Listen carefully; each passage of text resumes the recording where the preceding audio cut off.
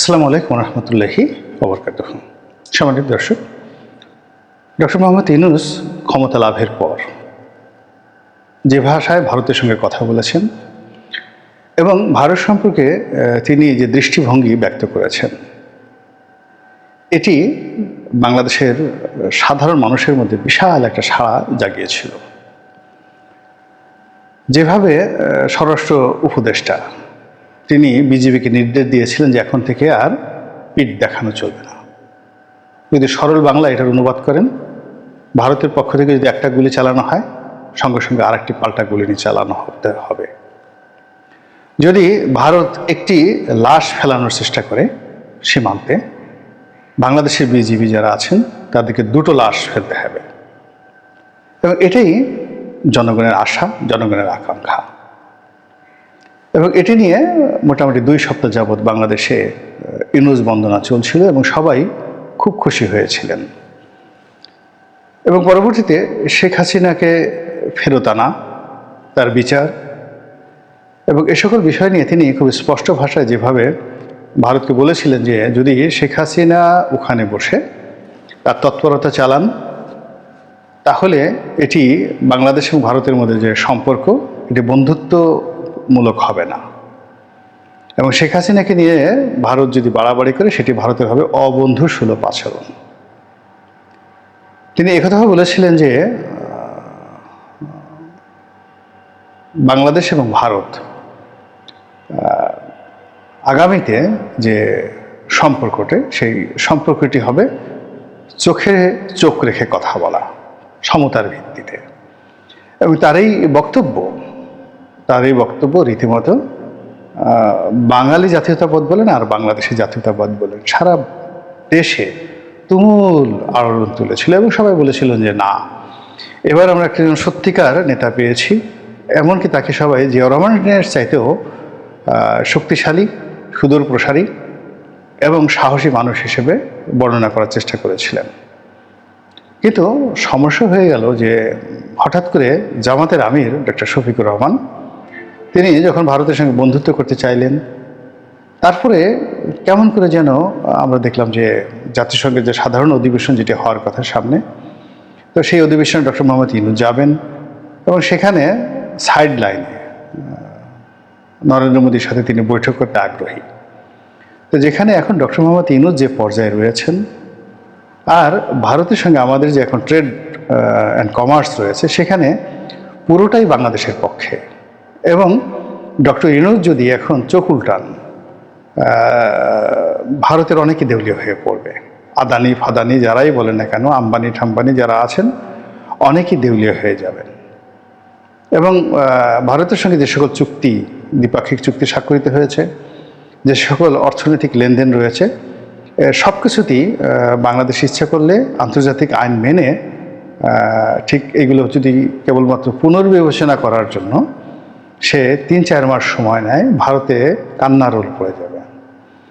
তো সেই জিনিসটি কি করে ডক্টর মোহাম্মদ ইউনূস তার যে গতি, সেই গতিটা পরিবর্তন করে প্রো ইন্ডিয়ান একটা সেন্টিমেন্ট ধারণ করার জন্য তিনি ভারতের সাথে বন্ধুত্ব করতে চাচ্ছেন, প্রতিবেশী সুলভ সহযোগিতার জন্য তিনি উদাত্ত আহ্বান জানাচ্ছেন এবং মিস্টার নরেন্দ্র মোদীর সঙ্গেও সাইডলাইনে বৈঠক করার জন্য আবেদন নিবেদন করছেন। এবং এটি অত্যন্ত যাকে বলা হয় অকূটনৈতিকভাবে, অসৌজন্যমূলকভাবে এটি এখনো পর্যন্ত প্রত্যাখ্যান করা হয়েছে। তো এর ফলে কী হলো যে ডক্টর ইউনূসকে নিয়ে যে জনসমর্থন, এবং এখানে একটা ব্যাপার খুবই স্পষ্ট যে সাংগঠনিকভাবে ডক্টর ইউনূসের কোনো রাজনৈতিক দল নেই, আর সাংবিধানিকভাবে তার কোনোই বৈধতা নেই, কোনো সংবিধান নেই।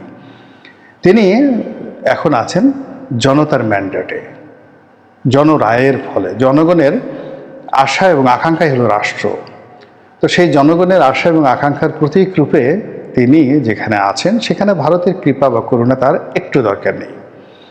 তার সঙ্গে যদি জনগণ থাকে, জনসমর্থন থাকে, তাহলে এটাই তাকে টিকিয়ে রাখবে। এবং আগামী দিনে তার ক্ষমতা হস্তান্তর, রাজনৈতিক দলের ক্ষমতায় আসা, এই পুরো জিনিসটাই নির্ভর করবে তার প্রতি জনগণের আশা এবং আকাঙ্ক্ষার উপর। তিনি যদি জনগণের আশা আকাঙ্ক্ষা ধারণ করতে পারেন, জনপ্রিয়তাটা ঠিক রাখতে পারেন, ফলে ভবিষ্যতে যারাই ক্ষমতায় আসুক না কেন তার সঙ্গে বিমাতা সুলভ আচরণ করার সাহস কেউ পাবেন না। আবার এখন জনগণ যেভাবে তার পক্ষে আছেন সেটি যদি অব্যাহত থাকে, তাহলে ভারত কেন, ভারতের চেয়ে অনেক বড় রাষ্ট্র মূলত তার প্রতি আনুগত্য দেখাতে বাধ্য হবে।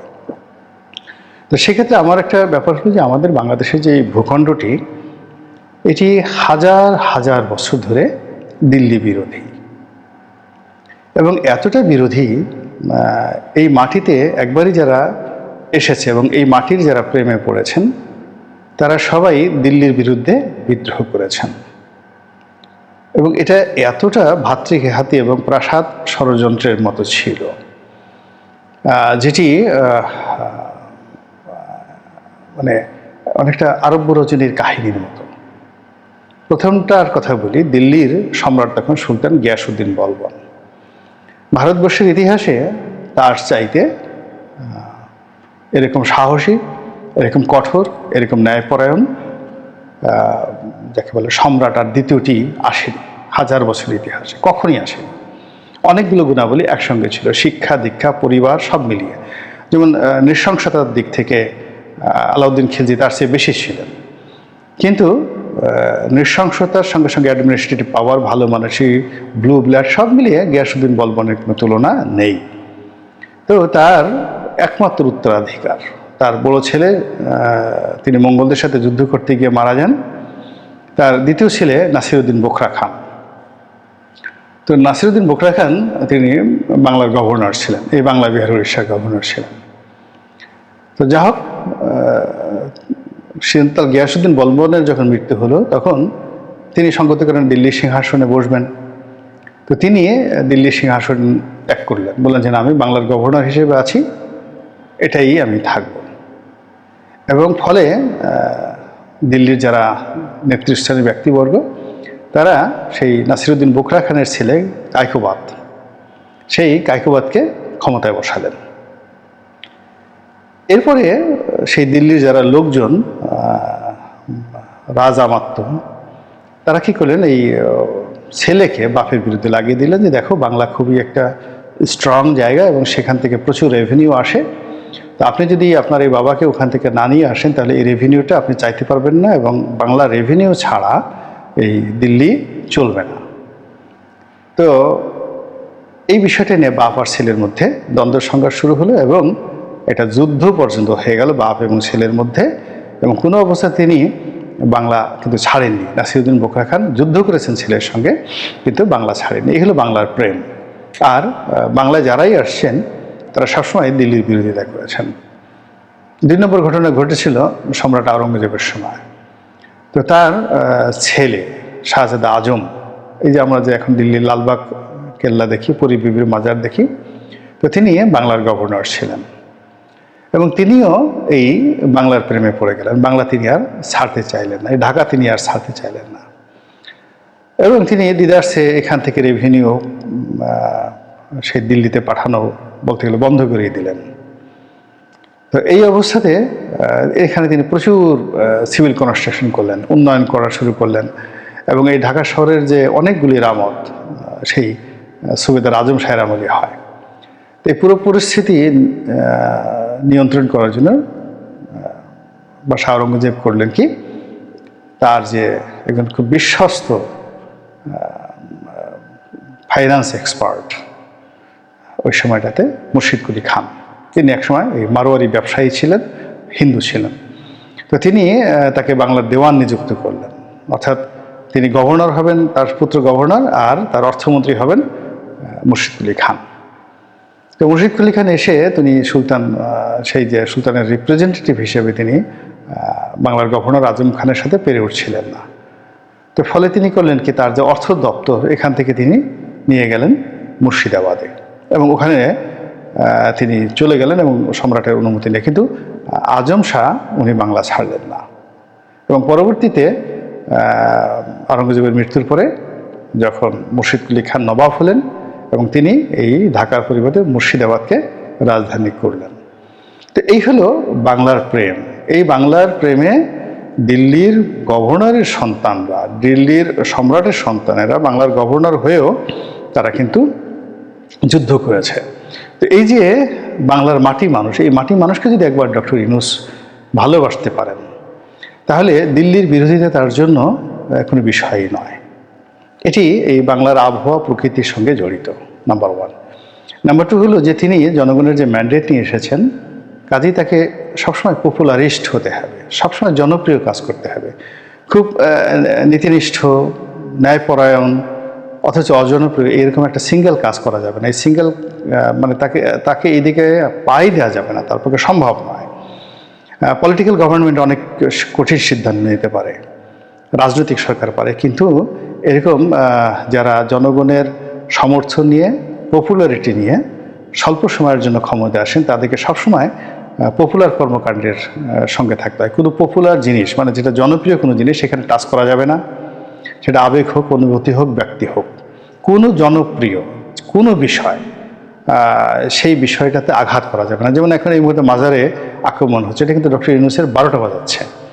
এরকম অনেক জনপ্রিয়, বাংলাদেশে খুব জনপ্রিয়, কেউ জারি গান পছন্দ করে। যেমন এখন তিনি ওয়াজ মাহফিলটাকে ওপেন করে দিয়েছেন, এটা খুব জনপ্রিয়, যেটা শেখ হাসিনার জন্য বুমেরাং হয়েছিল। তো এইরকম ভারতের যে বিরোধিতা, সেই বিরোধিতা বাংলাদেশে একেবারে অসম্ভব রকম জনপ্রিয়। এমনকি আওয়ামী লীগের বেশিরভাগ লোক ভারতকে পছন্দ করে না, দিল্লিকে পছন্দ করে না। তো সেই দিক থেকে যদি ডক্টর ইউনূসকে শক্তভাবে তার ক্ষমতার যে চাবি, এটিকে আঁকড়ে রাখতে হয়, ক্ষমতার যে মসনদ, এটিকে যদি শক্তিশালীভাবে তিনি সেখানে বসে থাকতে চান, শাসন ক্ষমতা পরিচালনা করতে চান, এবং তার সঙ্গে সঙ্গে তার প্রতিটি কর্মের সঙ্গে জনগণের যে সমর্থন, সবাই হৈ হৈ করে বলে উঠবে ঠিক ঠিক ঠিক, এভাবে বলে উঠবে। তো সেই ক্ষেত্রে তিনি প্রথমে যেভাবে দিল্লির বিরুদ্ধে কথা বলেছিলেন, যেভাবে নিজের ভয়েসটাকে উঁচু করেছিলেন, ঠিক একই ল্যাঙ্গুয়েজে দিল্লির বিরুদ্ধে তাকে বলতে হবে শেষ সময় পর্যন্ত। আদারওয়াইজ তিনি যদি দিল্লির সঙ্গে বৈঠক করতে চান, নরেন্দ্র মোদীকে আনতে চান, নরেন্দ্র মোদীকে দেখতে যেতে চান তার সঙ্গে, এবং এরা তো ইন্ডিয়ানরা এত চালাক, যদি দেখা গেল ডক্টর মোহাম্মদ ইউনূস যান, তাকে এয়ারপোর্টে রিসিভ করতে, হাসিনাকে করেনি কিন্তু তাকে এয়ারপোর্টে রিসিভ করতে নরেন্দ্র মোদী চলে আসবেন, তার সঙ্গে কোলাকুলি করবেন, চুমাচুমি করবেন, এবং এই সকল দৃশ্য যদি বাংলার লোকজন দেখে, ডক্টর ইউনূস সম্পর্কে সব মানুষের যে চিন্তা, এটি 180 ডিগ্রি অ্যাঙ্গেলে উল্টো হয়ে যাবে। তো কাজেই তিনি যদি সুদীর্ঘকাল ক্ষমতায় থাকতে চান, আজীবন থাকতে চান, সেক্ষেত্রে অবশ্যই তাকে ভারতের সামর্থ্য লাগবে, বন্ধুত্ব লাগবে। কিন্তু তিনি যদি মোটামুটি একটা সংস্কার করে নির্দিষ্ট সময়ের মধ্যে একটা ইলেকশন দিয়ে সসম্মানে যেতে চান, সেক্ষেত্রে ভারত বিরোধিতাটাই হলো তার জন্য সবচেয়ে বড় ব্রহ্মাস্ত্র, অব্যর্থ অস্ত্র। এটাকে ব্যবহার করে, এটাকে গুলিয়া হিসাবে, দাওয়া হিসাবে ব্যবহার করে তিনি তার সিংহাসনটিকে অনেক চমৎকারভাবে নিরাপদ রাখতে পারবেন। আল্লাহ আমাদের সবাইকে হেদায়েত দান করুন এবং হেফাজত করুন। আসসালামু আলাইকুম ওয়া রাহমাতুল্লাহি ওয়া বারাকাতুহু।